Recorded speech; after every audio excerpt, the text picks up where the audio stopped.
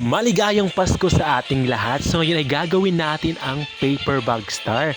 So ngayon ay hinahanda ko na yung 10 piraso nito upang gamitin natin sa pagdidisenyo sa ating bahay. Lalo na't papalapit na yung Pasko. Ayun, so napakatipid nito. At pwede nyo itong mapulot kahit saan. So, ayun, so ano pang hinihintay nyo? Gumawa na tayo nito para sa paparating na Pasko. Ayun.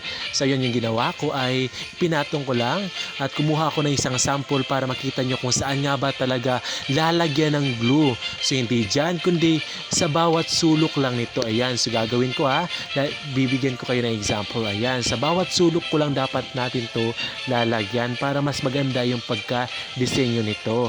At ang sunod naman na gagawin natin ay ipapatong lang yung isang piraso nito para lagyan ulit ng glue.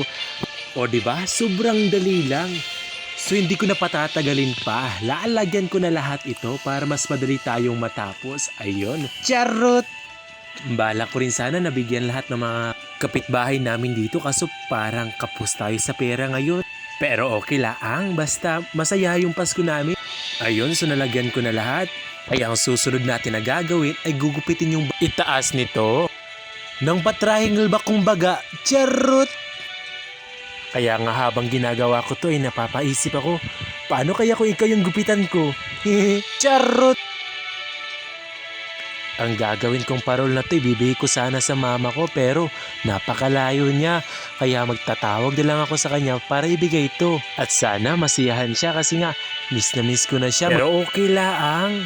Ang susunod ko naman na gagawin ay gugupitan ko yung bandang gitna. Para naman magbigay kulay ito sa parol ko. Ayan, so malapit nang matapos. Ayan, so ngayon ang susunod na gagawin natin ay stretch nyo lang natin to para makita natin kung ano nga ba ang kinalabasan nito. Ayan, so malapit nang matapos ito. Lalagyan na lang ulit natin ito ng pandikit para tapos na. Charot! Napag-isip-isipan ko na rin pala na wala para si mama kasi nga hindi siya nakakapag-cellphone. Kaya ang plano ko, ilagay ko na lang to sa boarding house namin para naman may disenyo kasi nga para talaga ditong may aswang. Para naman pag pumasok dito yung aswang, magandahan siya. Charot! Kaya sa lahat ng mga walang maisip na disenyo, ito lang yung pinakamadali. Kaya gawin nyo na. So are you go? For the go! Murag ka na. Charot!